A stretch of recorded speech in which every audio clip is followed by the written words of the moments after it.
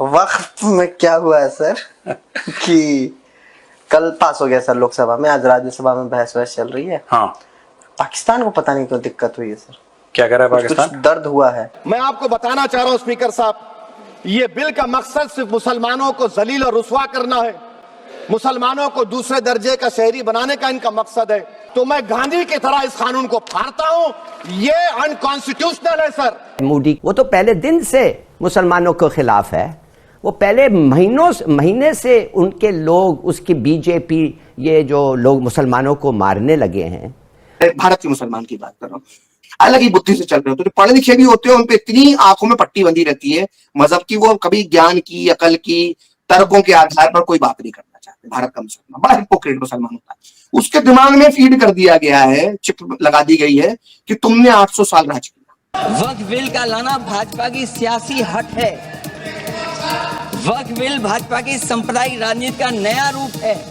But फिर भी जो दोनों बाबू लोग हैं जिनके ऊपर, सर के ऊपर आज गवर्नमेंट चल रही है, दोनों का जो वोट बैंक है वो मुसलमान वोट बैंक भी है, क्या वो उनको नाराज कर सकते?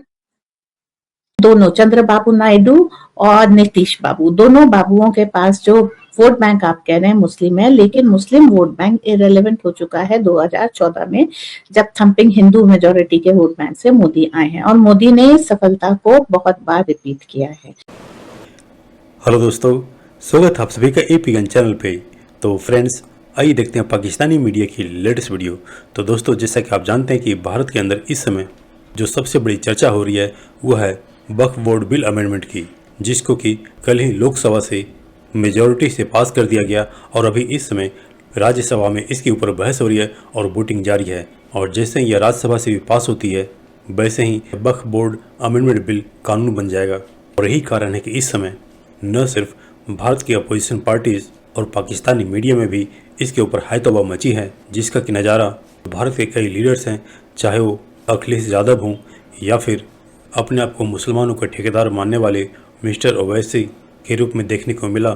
इंटरेस्टिंग बात इसमें यह है, इनफैक्ट ये एक पैटर्न भी बन चुका है कम से कम भारत में, कि भारत सरकार अगर कोई मुसलमानों को लेकर के कोई बिल लेकर आती है, चाहे उनके धर्म से कोई मामला जुड़ा ना हो या सिर्फ उनके डेवलपमेंट की या उनके अंदर जो कोई कुरीतियाँ हैं उनके ऊपर सुधार के लिए कोई बिल लेकर आई जाती है, तो सभी अपोजिशन पार्टीज और साथ ही साथ मुस्लिम नेता हैं, उन सभी का हर बार एक ही राग होता है कि यह तो भारत सरकार का मुसलमानों के ऊपर हमला है, उनके धर्म के ऊपर हमला है, या फिर उनसे उनके अधिकार छीनी जा रही है।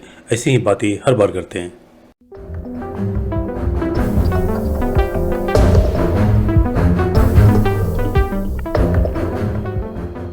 वक्फ अमेंडमेंट बिल पास होते ही सबके आंखों के तोते उड़ गए। इसके जो जहर के दांत थे वो जहर के दांत पूरी तरह से निकाल दिए गए, और वो उन्होंने एक अमेंडमेंट सरकार की तरफ से पेश कर दिया क्लॉज नंबर 4 में, और क्लॉज नंबर 4A नया इन्होंने ऐड किया। वो ये ऐड किया गया है कि भाई एंशंट मॉन्यूमेंट्स प्रिजर्वेशन एक्ट 1904 और ancient monuments and archaeological sites and remains act 1958, इनके तहत जो भी संस्थाएं प्रोटेक्टेड हैं उनका वक्फ जो है वो ऑटोमेटिकली वॉइड हो जाएगा। प्रॉपर्टीज, कोई भी वक्फ का नोटिफिकेशन है या आगे होगा वो अपने आप वॉइड हो जाएगा। तो भाई इसमें कौन कौन से आते हैं आपको बता चुके हैं ना हम। जो 9 मुख्य मंदिरों की हम बात किया करते थे ना, वो 9 के 9 जो मंदिर हैं वो वक्फ से मुक्त हो गए। ताजमहल को वक्फ बोर्ड ने अपनी प्रॉपर्टी डिक्लेयर कर रखा है कि साहब ये वक्फ प्रॉपर्टी है, और उसके विरुद्ध ASI जो है वो सुप्रीम कोर्ट में गया हुआ है। अब इसके आते ही ताजमहल से वक्फ बोर्ड का दावा समाप्त। और एक बार और बता दें आपको, खैर सरकारी ज़मीनों पे तो इलाज हो गया, क्योंकि वक्फ बाई यूज़र और सरकारी ज़मीन वाला जो है वो सारा का सारा मामला बिल्कुल क्लैरिटी हो गई उसमें कि किसी भी सरकारी ज़मीन पर कोई भी वक्फ जो है यदि है तो वो अवैध है और उसका कब्जा वापस ले लिया जाएगा। क्योंकि वक्फ बाई यूज़र जो है उसमें लिखा हुआ है कि रजिस्टर्ड वक्फ बाई यूज़र जो है उसको रेट्रोस्पेक्टिवली डिस्टर्ब नहीं किया जाएगा। लेकिन पता ये चल रहा है कि 99% वक्फ बाई यूज़र तो रजिस्टर्ड है ही नहीं, और एक और प्रावधान आ गया है कि साहब के जितनी भी वक्फ प्रॉपर्टीज हैं उनको सबको पोर्टल पर डॉक्यूमेंट्स के साथ में रजिस्टर करना पड़ेगा। वो डॉक्यूमेंट्स ही नहीं है।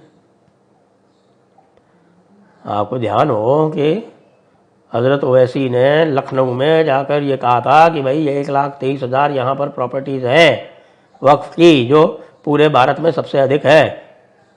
स्वाभाविक रूप से, क्योंकि उत्तर प्रदेश में ही सबसे ज़्यादा आतंक चला था इस्लामियों का और ख़ासतौर से मुगलों का। तो 1,23,000 में 1,12,000 का हमारे पास कागज़ ही नहीं है। अब करो जरा पोर्टल पे रजिस्टर। तो अगर देखा जाए तो जो उसका इम्पैक्ट है। अच्छा, दूसरा ये करते थे कि भाई 500, 600, 800, 1000 साल, 1500 साल, कितनी भी पुरानी ज़मीन हो, हाँ भाई ये कोई साहब थे हमारे बादशाह साहब, उन्होंने यहाँ पर पाखाना किया था इसलिए ये वक्फ हो गई। ये धंधा बंद। लिमिटेशन एक्ट लागू होगा। 12 साल से पुरानी आपकी मिल्कियत नहीं है उस ज़मीन पर, आप अब दावा नहीं कर सकेंगे। सर, ये वक्फ तरमीमी बिल भारत के गयूर मुसलमानों के ईमान पर, इबादत पर एक हमला है। नरेंद्र मोदी की हुकूमत ने इस मुल्क की सबसे बड़ी अक़लियत के खिलाफ एक ऐलान जंग कर दिया, और ये जंग ना सिर्फ मेरे जिस्म पर है, बल्कि मेरी आज़ादी पर, मेरी समाजी और माशी मार्जिनलाइजेशन पर है। मेरे मदरसे, मस्जिदों, खानखाहों और दरगाहों को निशाना बनाया जा रहा है। और ये हुकूमत सच्चाई को नहीं बयान कर रही है कि ये तरमीमी बिल से मुसलमानों का तहफ़्फ़ुज़, तरक्की और गुर्बत का खात्मा होगा। ये सरासर झूठ है। उसके बरक्स अपोजिट आप देख लीजिए, मुस्लिम वक्फ को वक्फ बयूजर निकाल दिया गया।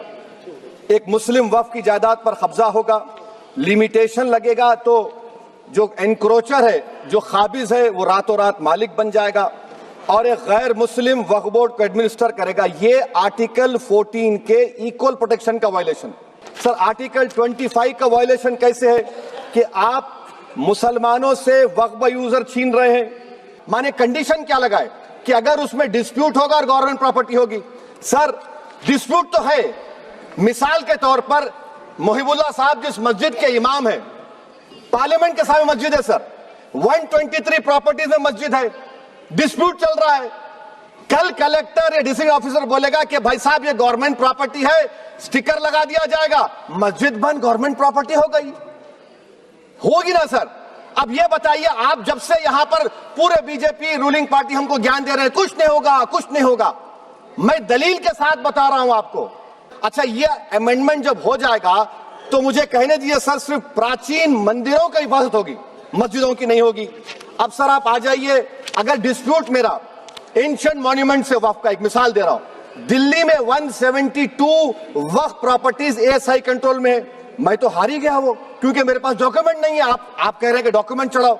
अगर मेरा गवर्नमेंट से डिस्प्यूट चल रहा है, मैं तो क्लेम ही नहीं कर सकता, क्योंकि आप जज बनेंगे, आप ही फैसला करेंगे, और जब तक आप फैसला नहीं करते वो वक्फ की प्रॉपर्टी नहीं होगी। वो प्रोविजन डाल दिया आपने इस बिल में, इंक्लूडिंग वुमेन हेयर्स और द वाकिफ on the right of person. Sir, ये आर्टिकल 25 का वायलेशन है, शरीयत एप्लीकेशन एक्ट 37 का वायलेशन, आर्टिकल 300A का वायलेशन है।